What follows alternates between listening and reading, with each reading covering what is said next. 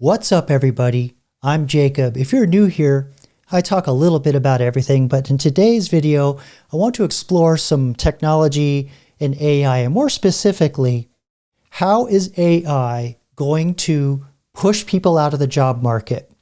It's a very complicated topic. I've got a lot of numbers and a lot of perspectives for you, but ladies, it's not looking good for you. So I hope you'll stick through this because I'm going to give you some tips, and guys too, how to get around some of the crazy stuff that's going to happen. It's going to change our society. I've talked about this before, but I think artificial intelligence is going to have the same effect on work life as the Industrial Revolution, the steam engine. But anyway, all that aside, let me throw some numbers at you. I asked Perplexity, which is a statistical research-based chat GPT-like generative AI tool that I like to use, because it also gives you sources. So you can see this number here. It gives you links to articles and where it's pulling information. So I'll give you the prompts. I'll put them down in the description below, and you can ask the AI yourself. It's free. You'll get a certain limited number of questions, but for the amount of questions I asked, shouldn't be a problem. But anyway, I asked Perplexity, how does AI job replacement vary by gender? And it dutifully answered within a few seconds. Based on the search results provided, there are notable differences in how AI job replacement is expected to affect men and women. Gender disparities in AI job replacement. Number 1, women are more likely to be affected. 79% of working women are in occupations susceptible to disruption and automation by AI. So I'll break that down a little further. There's two parts. There's the disruption, which means AI will become parts or a tool in your workflow, daily duties. So just like you use email, you'll be using AI tools. So that's not a huge deal. But the other part of it is automation by AI. And what automation means is gone, job gone. Now, in comparison, only 58% of working men are in such occupations.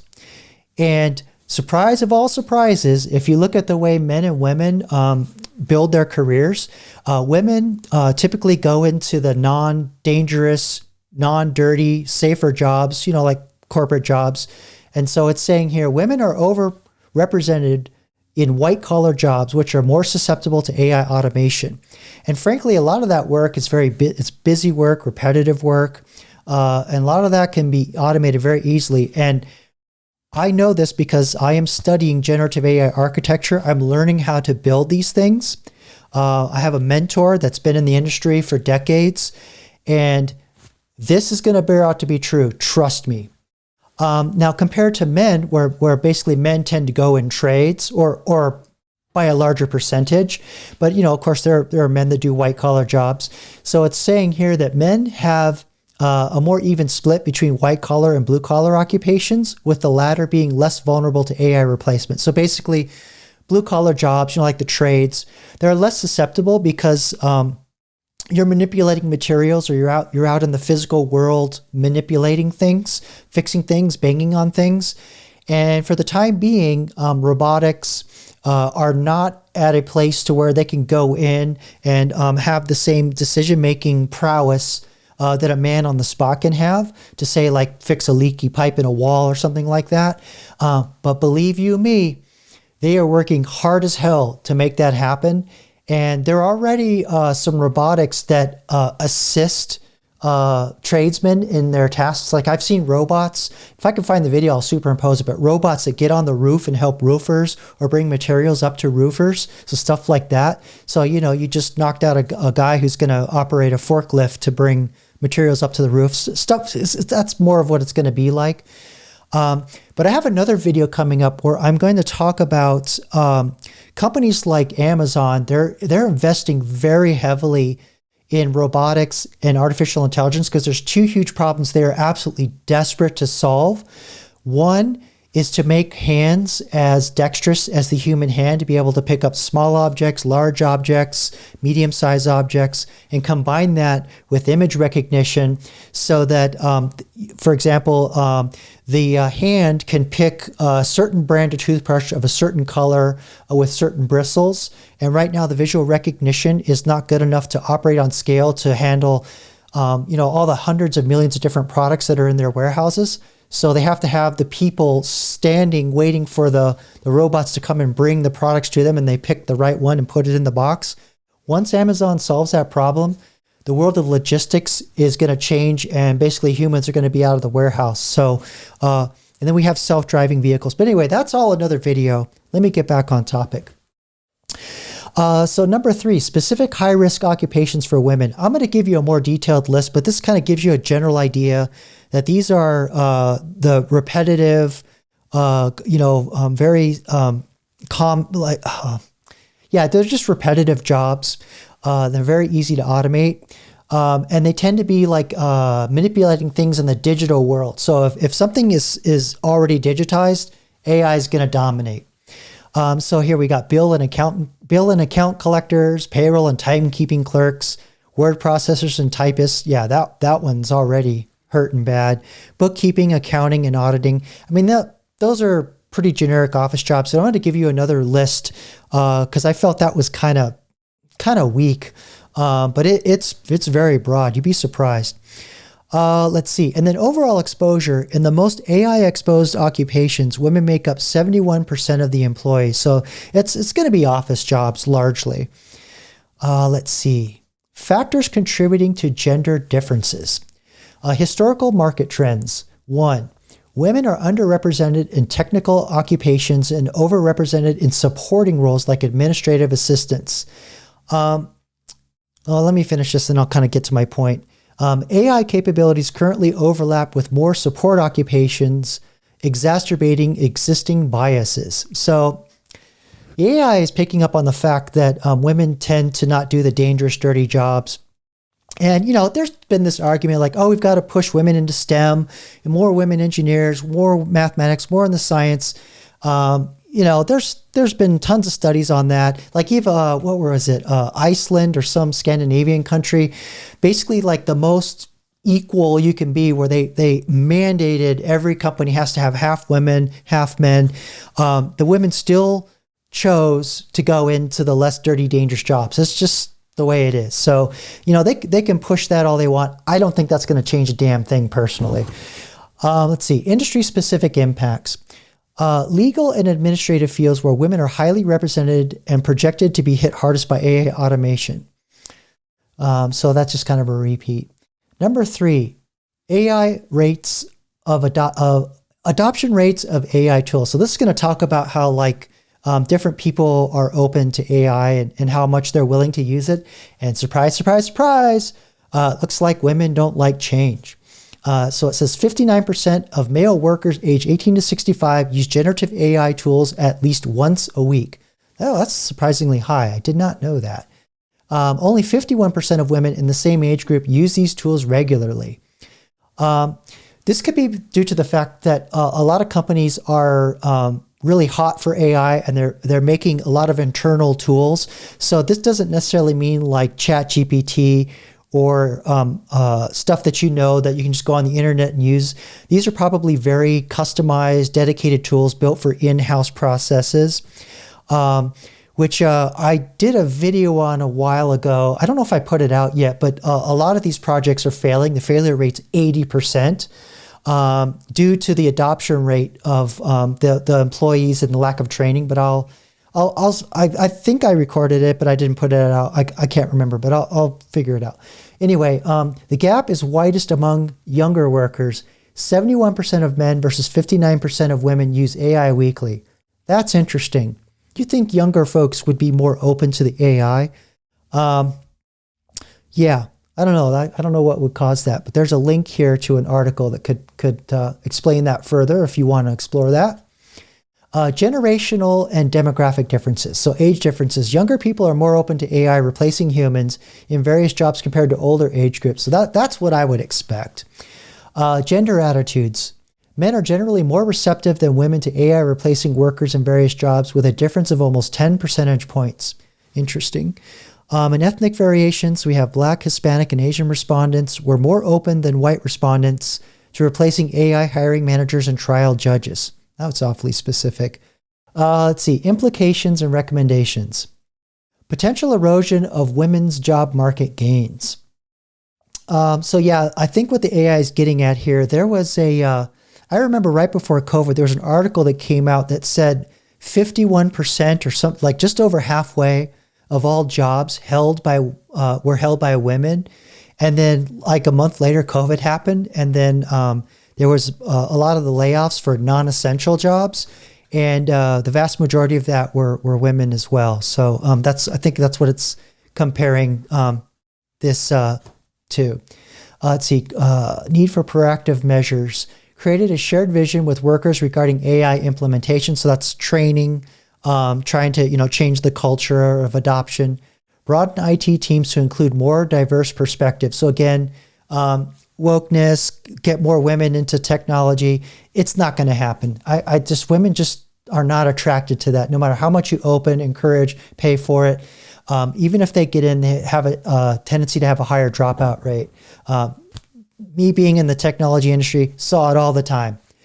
All right, so let's see. Involve business unit leaders in Gen Z super users in AI discussions. Okay, so have the young kids try and knock down the boomer points, right? Okay, let's see. Focus on retention and advancement of women in tech roles. So again, this whole thing, rah women, get into tech. You can do that. They're not going to bite. They just don't bite. Leverage Generation Z's familiarity with AI to create peer-to-peer mentorship programs. So I did a video on AI in the classroom, and I think this is just because a lot of people aren't growing up with it, but that video where I talked about they only have AI teach the basics, reading, writing, arithmetic for 2 hours a day. And then the rest of the day, they do soft skills, trades, and kind of more of a balanced exposure to all kinds of different things. I think that's the way to go because, the kids are going to figure out what they want to do. They're going to go on their natural talents or natural gifts, hopefully, and put the trades back in schools, for Christ's sake. That's, it's ridiculous how many school systems kick the trades out over the decades.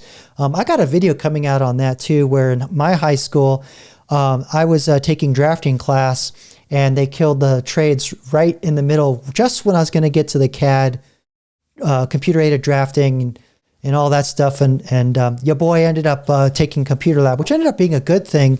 But yeah, there were a lot of kids that they were never going to go to college. What were they going to do when they graduated? So, I think it's a solid investment to put trades in the public school system. And don't get it twisted. I think there'll be AI in trades to some degree. There'll be tools that will help you measure and, find defects in materials and maybe carry materials around, stuff like that with the robots and image recognition. That's coming. But yeah, just the human aspect of all of this is missing. We don't have the soft skills in the schools. All right. Oops, excuse me. In conclusion, while AI job replacement affects both genders, women appear to be at higher risk due to their concentration in certain occupations and lower adoption rates of AI tools. Addressing these disparities require a conscious effort from employers and policymakers to ensure equitable outcomes in the evolving job market. And that's usually AI is not like kind of wokety woke, but that's just the ingestion of all the articles can kind of make a bias. But I'm telling you, you can push all the programs you want. Yes, women will enter, but they're not going to enter in the numbers that you need, want, nor require. I'm just saying, personal experience. So let me scroll up here to another section where I talked earlier about the difference between being displaced versus enhanced, or having AI becoming part of your day-to-day duties.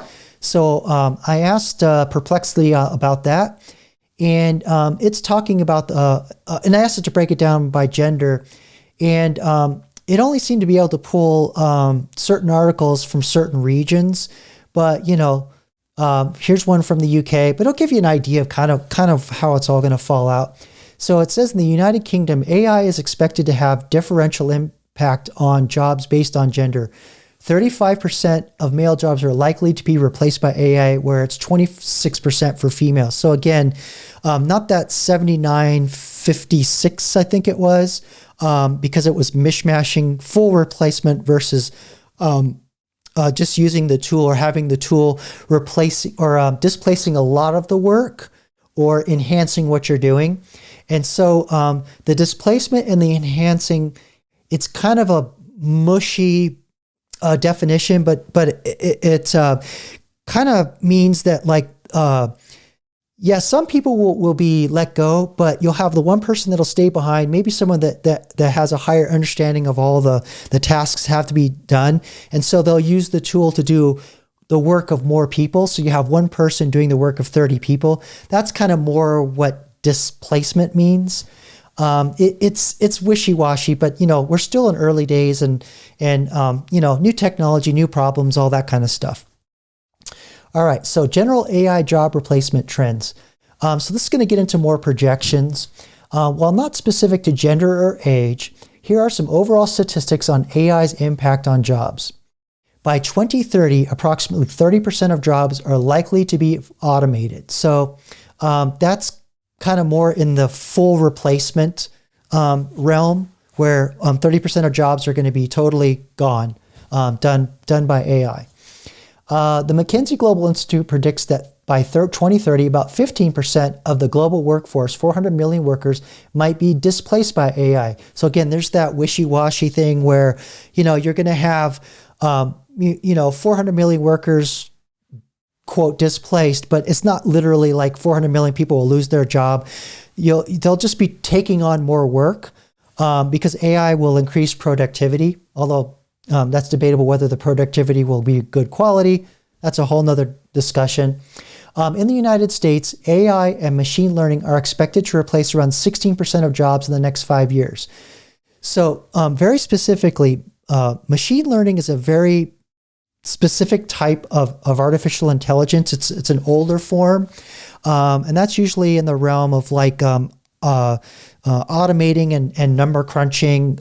Business intelligence is often the term that's used. This is not the same thing as generative AI, where you talk to a software or program and it gives you information back in natural language. These are more like manufacturing, logistics, and things that kind of already happening in the background anyway.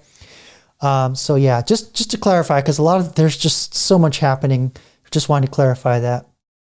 And here's something this is the last thing that I want to talk about that's going to be interesting. Impact on older workers. It's not what you would think it would be. While there isn't specific data on AI job replacement for older workers, some research suggests that new technologies might actually benefit workers aged 50 and up.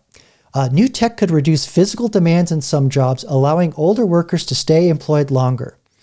Emerging technologies like virtual reality vision aids could help workers with age-related conditions like macular degeneration. That's just AI being specific. But the first point, like with sensors and putting machines that can detect things in more dangerous environments, could remove the danger on older workers and allow the older skilled workers to still do their job, where they can monitor what these devices are doing. That's one example. I've seen that in oil rig drills, logistics, and other business intelligence applications that are tied to more like moving widget A to from point Z to Y, stuff like that, where somebody could be physically injured. Let's see. However, it's worth noting that about 22% of adults age 50 and older see AI as a potential threat to their job, according to spring 2024 survey from AARP Research. Yeah, so, again, there's a lot of fear around AI, but again, that's why I wanted to break it down between being displaced versus being replaced. So there is a distinction. And also, too, a lot of companies they're just hoisting the tools on their employees and not doing enough training, and just expect people like, oh, you use ChatGPT, you can figure it out. And then the attitude of just bringing the Gen Z super user to come in and teach them old boomers how to use the tools. But anyway, there will be cultural shifts, but that's just kind of the attitude right now.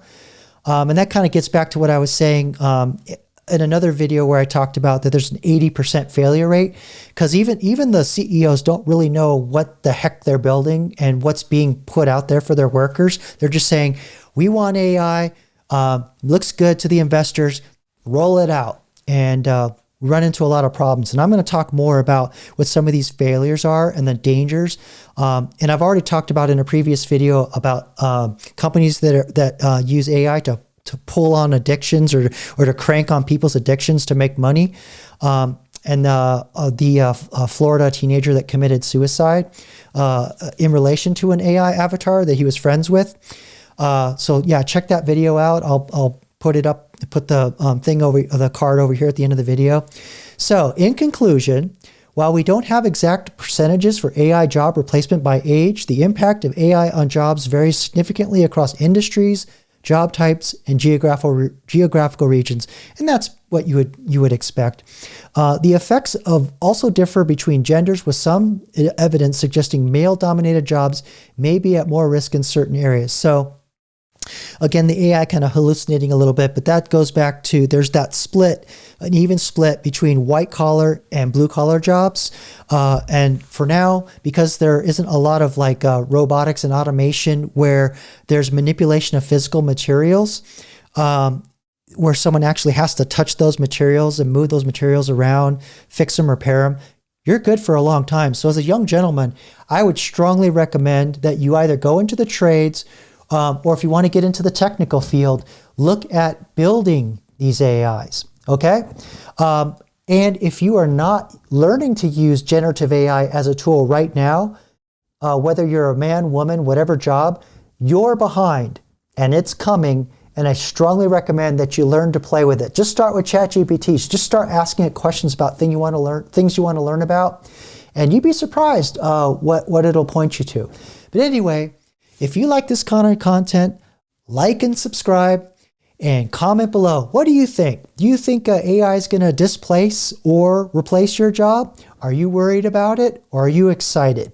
Comment below, and until the next one, peace.